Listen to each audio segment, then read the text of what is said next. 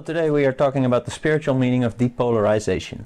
But before I start, I want to show you guys how depolarization is a process that is going on in many levels in your physical vessel, or your body as well.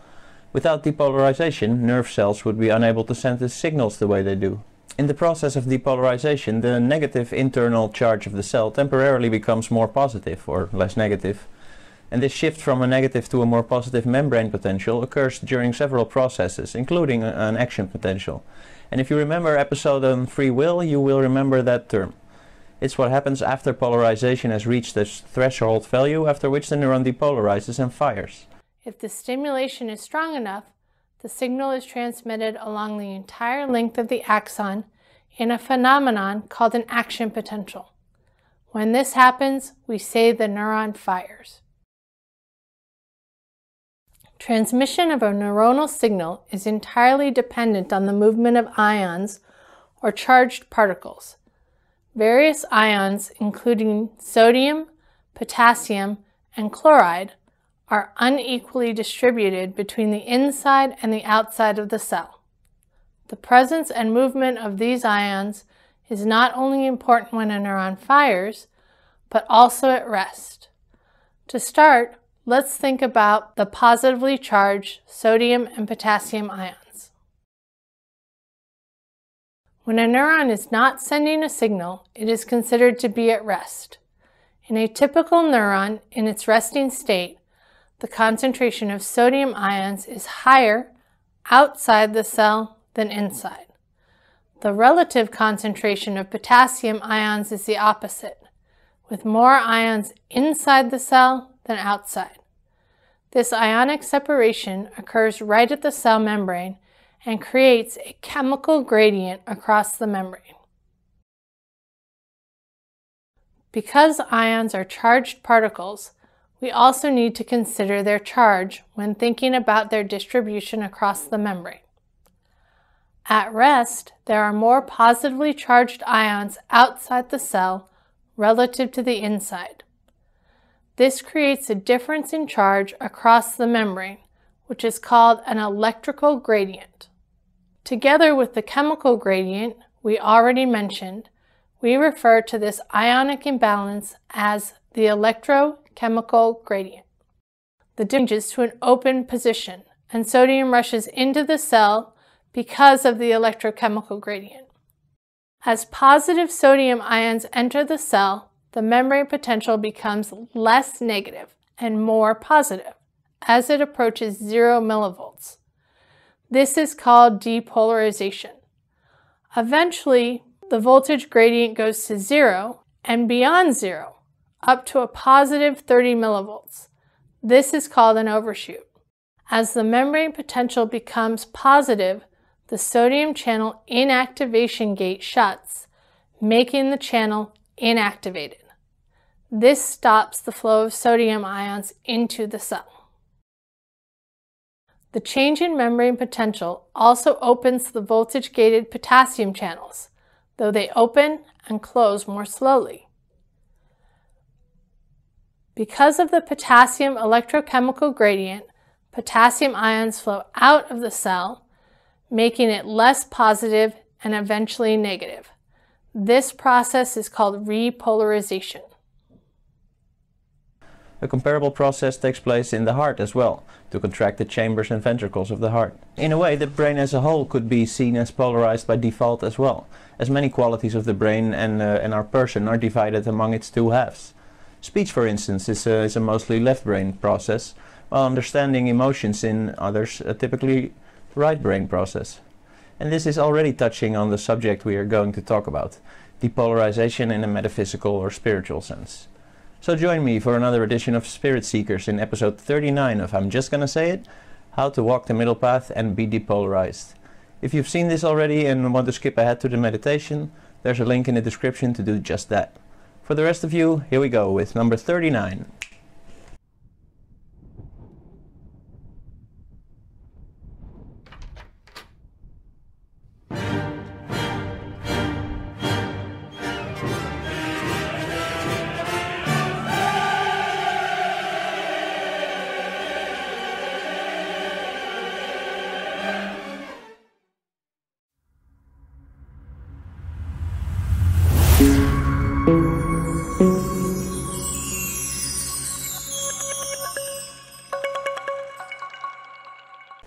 So I'm going to try to explain this to you, and the best way to do that is to start with explaining what it means to be polarized.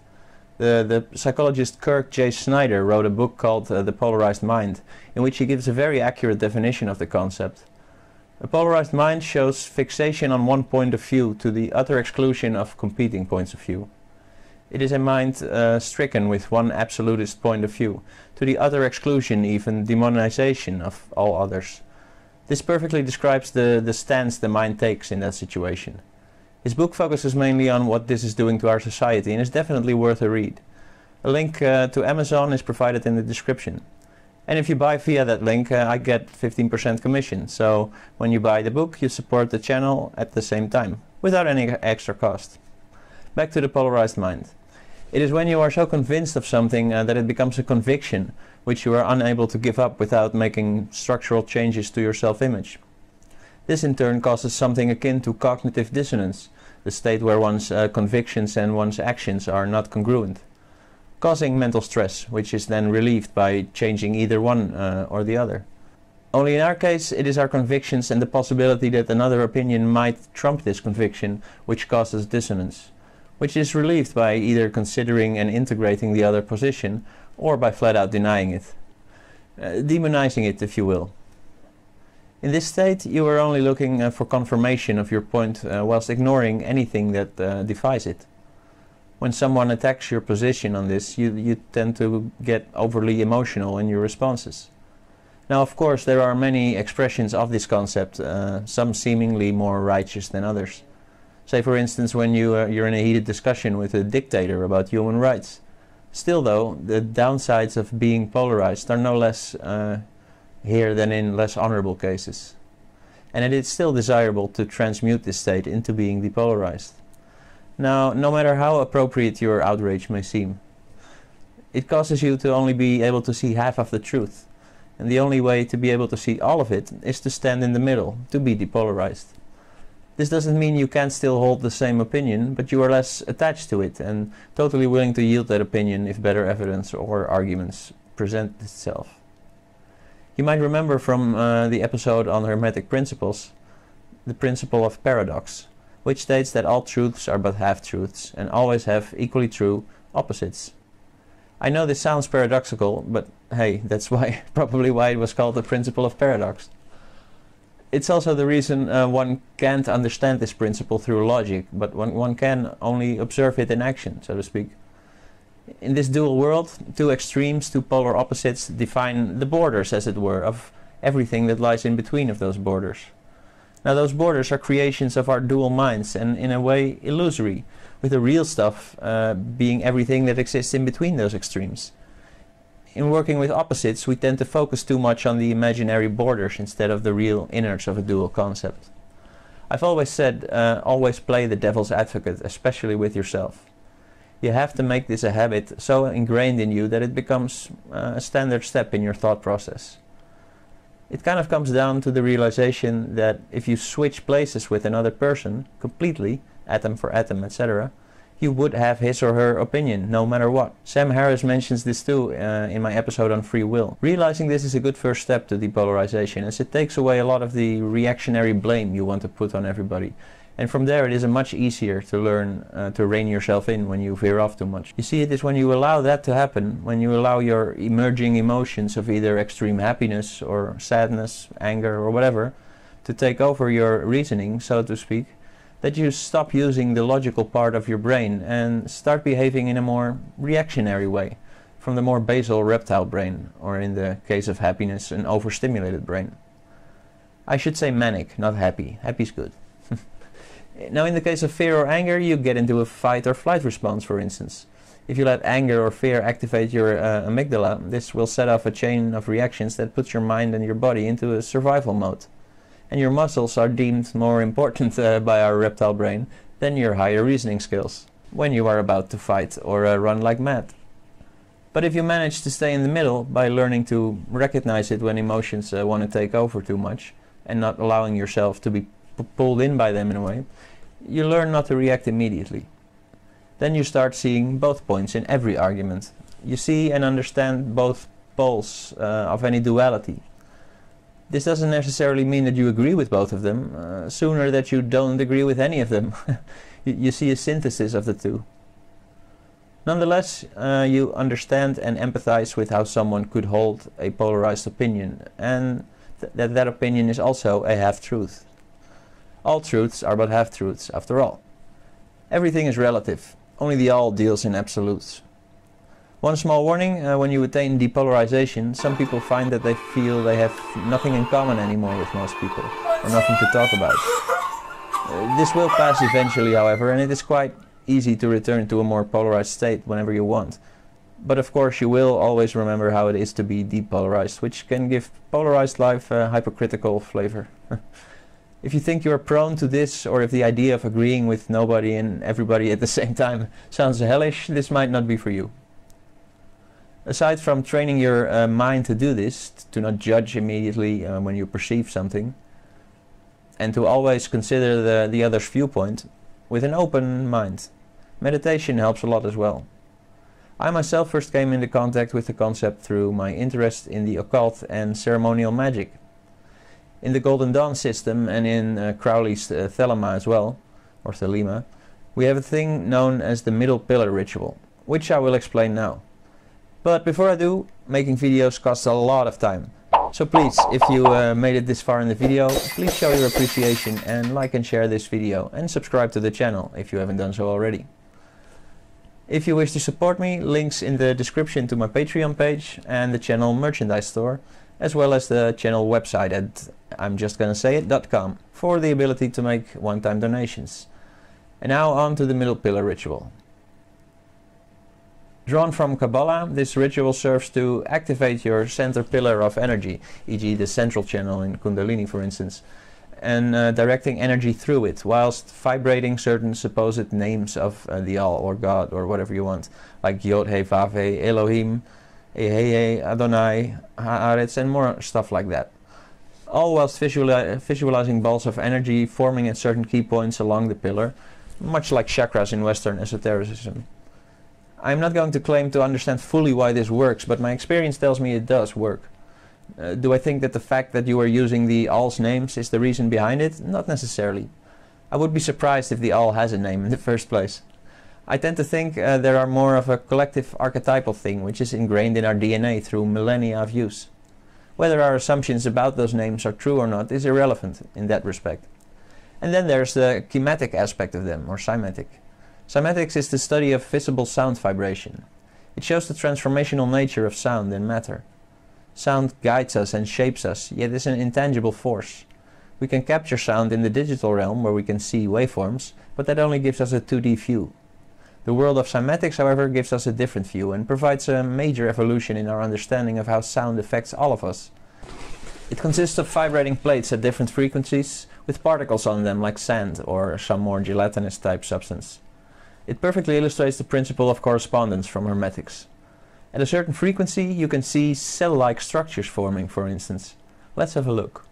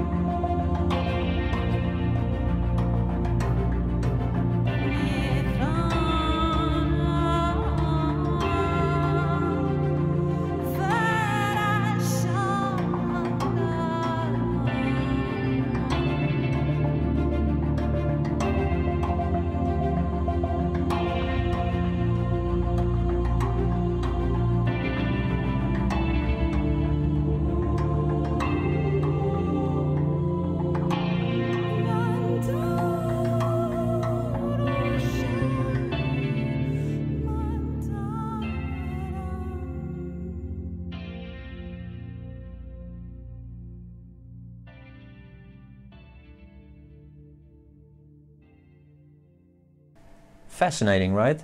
It really shows that, as Nikola Tesla said, everything is frequency and vibration. Now, I've tried to find if anybody experimented with the cymatic characteristics of these names or sounds used in the middle pillar ritual, but I couldn't find anything. If you know of such a thing, please let me know in the comments, because I would be very interested.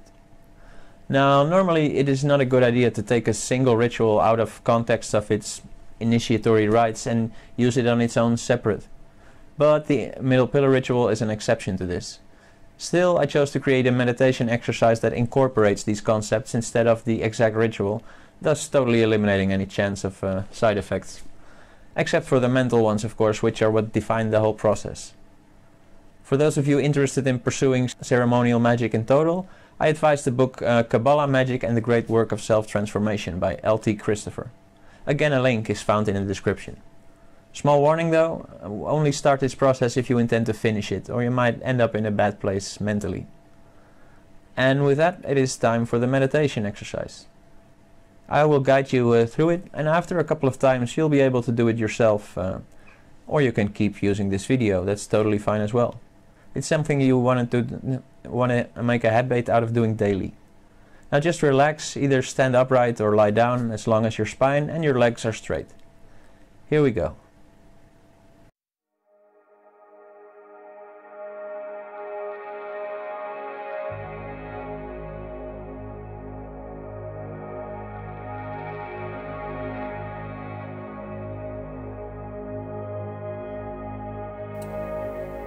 We are going to start with just relaxing and getting in a neutral state. We do this with the help of box breathing. You breathe in for 4 seconds. You hold for 4 seconds. Then you breathe out for 4 seconds. And hold again for 4 seconds. Followed by another in-breath for 4 seconds, and on like that. If 4 seconds isn't comfortable, something else is fine too. Just make the seconds shorter or longer. The important thing is that the ins, outs and pauses are all of equal length. Find your rhythm. Now we will scan our body from head to toe, while intently relaxing all the muscles we meet along the way.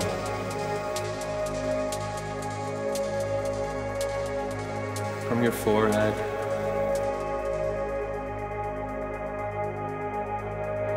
to your eyes,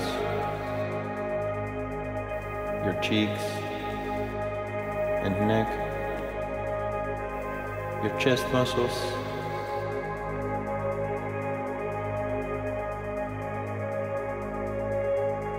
your shoulders and upper arms,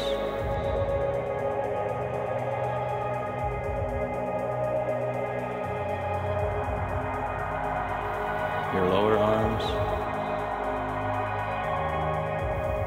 wrists, hands and fingers,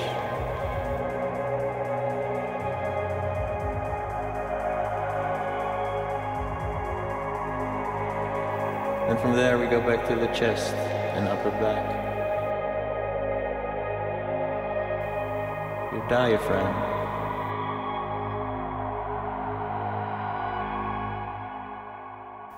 your abdominal area and lower back,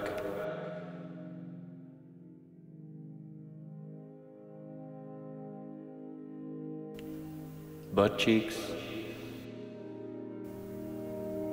to your thighs,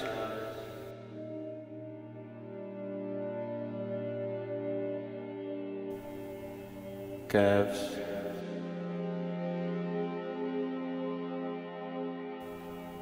and finally your feet and your toes.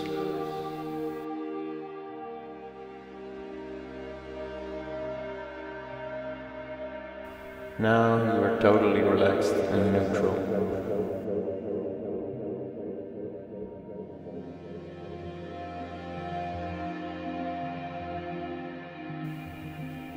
As you listen to the sound of this meditation, just let their vibration overtake you. Now I want you to visualize a bright white sphere.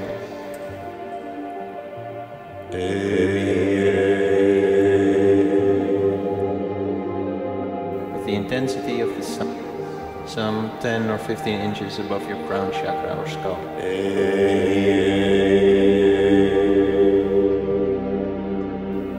See how it is getting brighter as the vibrations feed it.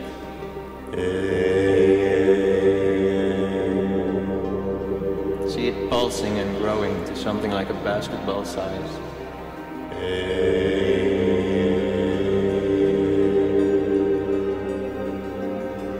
When you're ready, on the next in-breath, draw down a beam of light from the sphere to the second sphere around your throat area.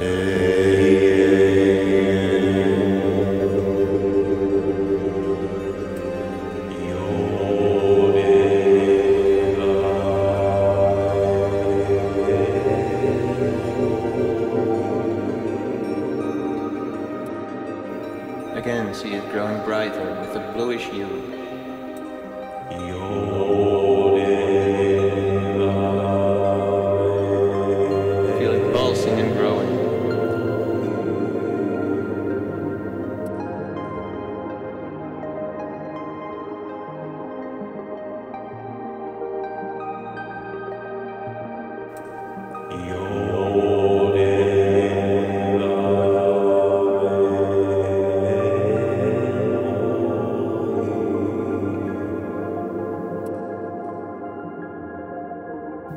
Again, on the next in-breath, draw down this beam of light further to a third sphere around your solar plexus, where your ribcage splits, and repeat the process.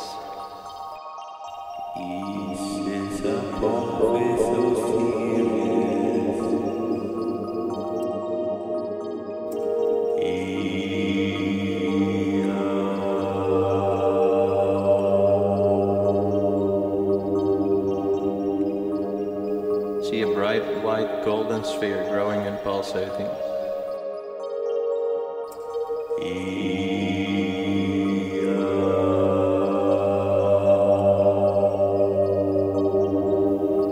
While you do this, keep the other two spheres in your mind's eye as well.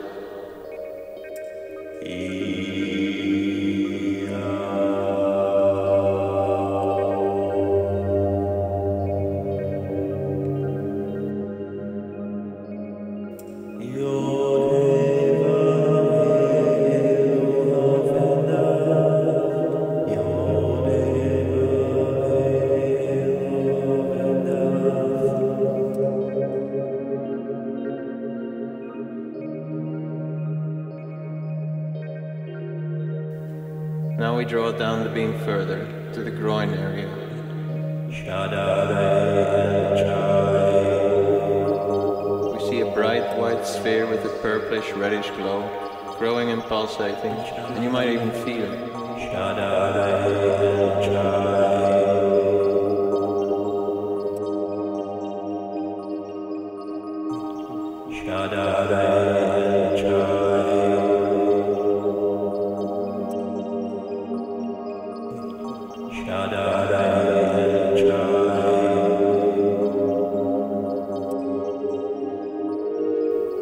Now draw down the beam to a black sphere between your feet, which rests halfway into the floor, or if you're lying down, which grows roots deep into the earth.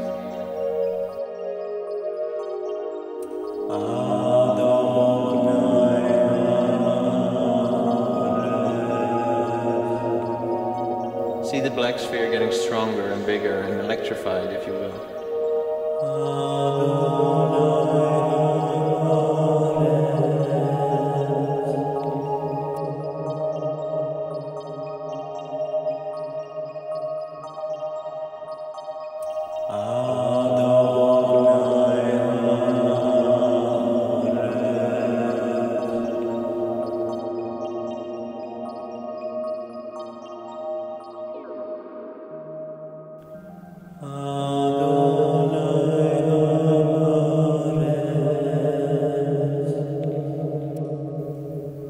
Feel your connection to the earth and visualize the entire column as it goes from the sphere above your head to your throat, your solar plexus, your groin area, and finally the ground between your feet.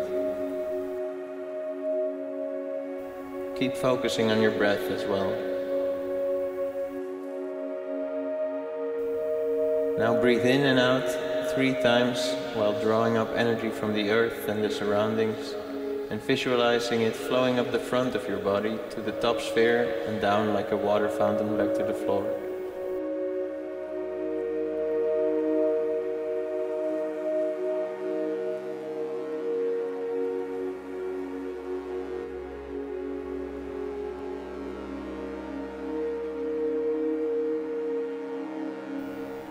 Repeat this with your backside.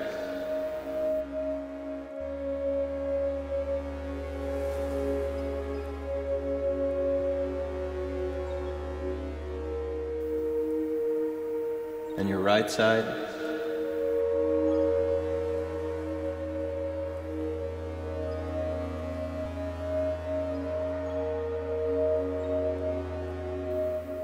And finally the left side.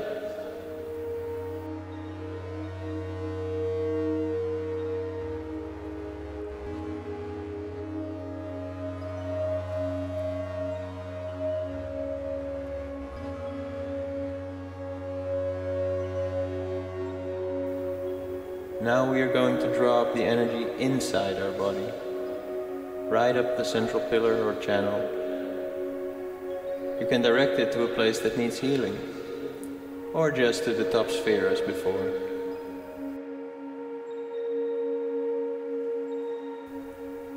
When you breathe in, see and feel the energy flow up from the earth into your feet and up the pillar to the sphere above your head, erupting and falling down alongside your body back to the floor. Do this at least 9 times.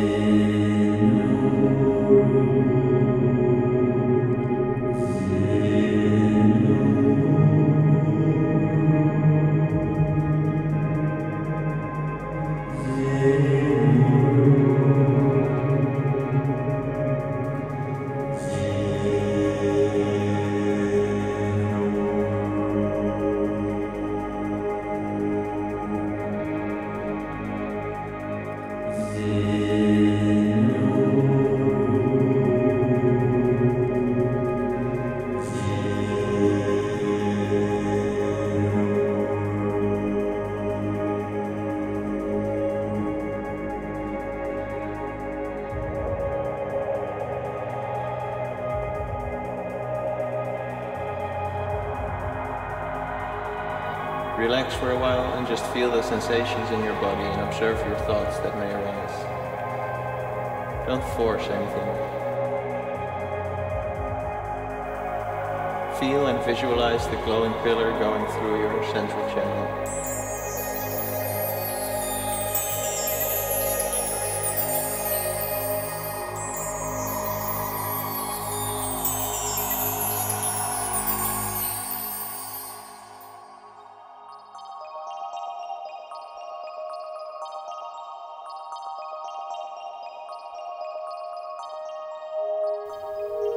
Now it's time to let the energy go again.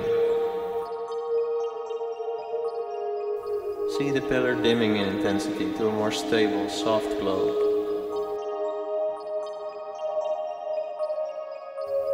You just depolarized yourself.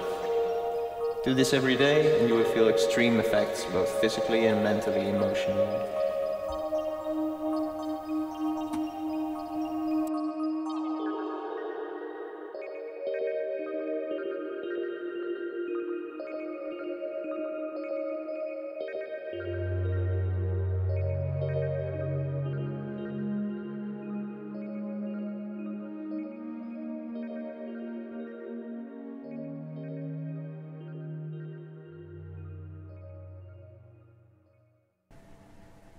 Welcome back. I hope you enjoyed that. Leave your experiences in the comments so we can read what we are all going through. And with that, we end this episode. Again, a lot of work goes into making these videos, so please like, share and subscribe to show your appreciation. Next episode will be another edition of E4E, Evidence for Extraterrestrials. The one after, another proof for the paranormal. Until then, keep meditating, take care of each other, don't let the media drive us apart. Love y'all. Hej då, bye bye.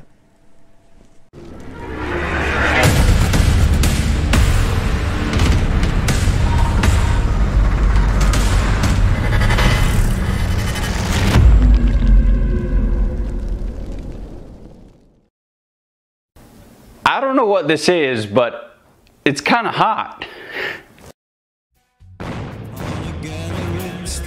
Comes a tall, handsome man in a dusty black coat with a red right hand.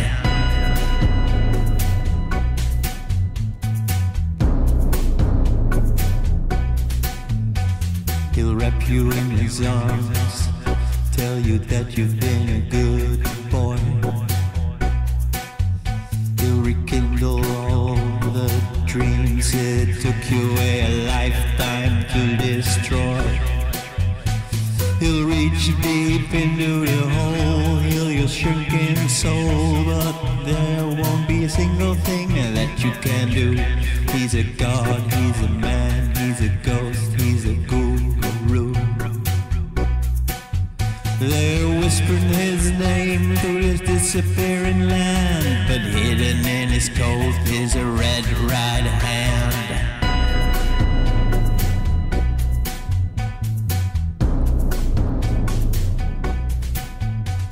You don't have no money, he'll get you some.